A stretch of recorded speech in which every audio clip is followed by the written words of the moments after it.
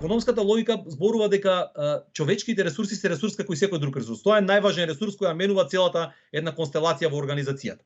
Значи тој човечки ресурс има определени компетенции и вредности.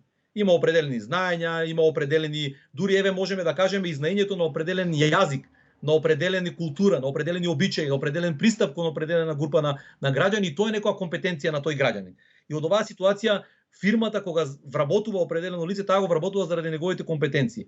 Многу ретко ќе најдете фирма која ќе вработи заради етничка припадност или така натаму на штета на својата профит и на својата заработка, затоа што таа работи со сопствени пари, сака да ги оплоди и да ги направи и да ги донесе до нивото колку што може на повисоко ниво. Во ваква ситуација, доколку пример еве и мене лично ме прашат и компанијата, доколку работи на определено подрачје, каде што има потреба од знаење на определен јазик, пример, српски, албански, ромски или некој друг, доколку треба определена култура да познава и така натаму, за да оствари најголем профит и најголема добивка. Таа фирма ќе вработи не 30, не 20, ќе вработи 99% од тој етникум или, како да кажеме, работник кои ги располага тие компетенции. Значи, ние го гледаме работникот низ тие компетенции. Тешко е да зборуваме за во приватниот сектор за некое директно мешање на државата во било која основа, без разлика дали ова етничкото вработување или така натаму. Вие кога говорите на доктор, прашувате кој е најдобар доктор.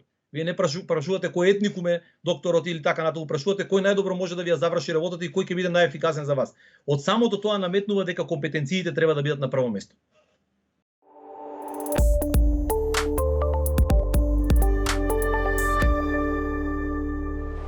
Со оваа мерка, со која ние се настојуваме да реагираме. Без разлика за која етничка заедница зборуваме. Ние зборуваме за мерка која влијае на аутпутот.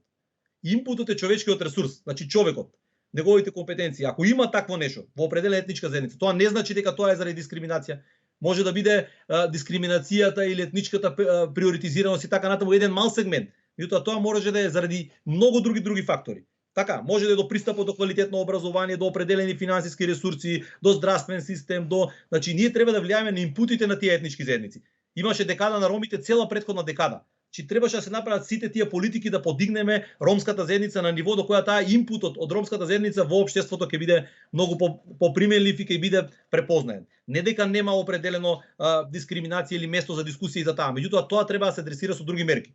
Не со директна мерка во влијание на приватен сектор и на аутпутот од целиот овој процес. Вие значи не влијаете на создавање на добар производ, добар човечки ресурс, добар компетентен кадар, него сакате да влијаеме директно на завршетокот на целиот процес и вработување по некој клучи или така натаму.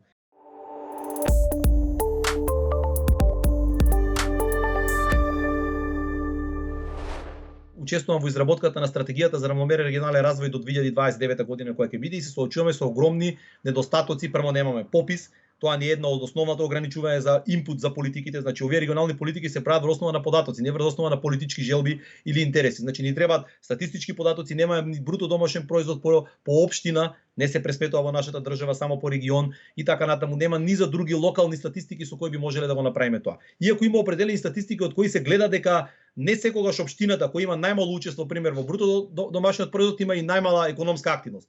Значи, еве да го земеме Полошкиот регион, има најмногу голем број деловни субјекти, има голем број на градежна експанзија, меѓутоа има многу мало учество во бруто домашниот производ. Споредба со североисточниот атлантски регион, кој на пример е најсиромашен, кај што е Куманово, Паланка и така натаму, има огромна стапка на невработеност во него, многу малку учество во основниот, како да кажеме, инвестициите во основни средства. Значи регионалните статистики ни се неопходни тука, да ги видиме кои се проблемите со кои се соочува секој од овие региони, да видиме на кој начин можеме да се справиме. Значи прва ни е статистичката база, пописот, статистичката база и да ги видиме вистинските вредности во суштина, да видиме колкав дел од неформална економија во кој регион, кои се неговите приоритети, односно кои се неговите силни, а кои се неговите слаби страни. Понатаму како би можеле да го направиме тоа? Има таргетирани статистики кои нашите соседни земји, како што се Бугарија, Словенија, Хрватска и голем број други европски земји, Чешка, Словачка, Полска, на големо ги применуваат на регионално ниво. Во суштина, оние региони кои се во определен начин помалку развиени, има поголема стапка на невработеност,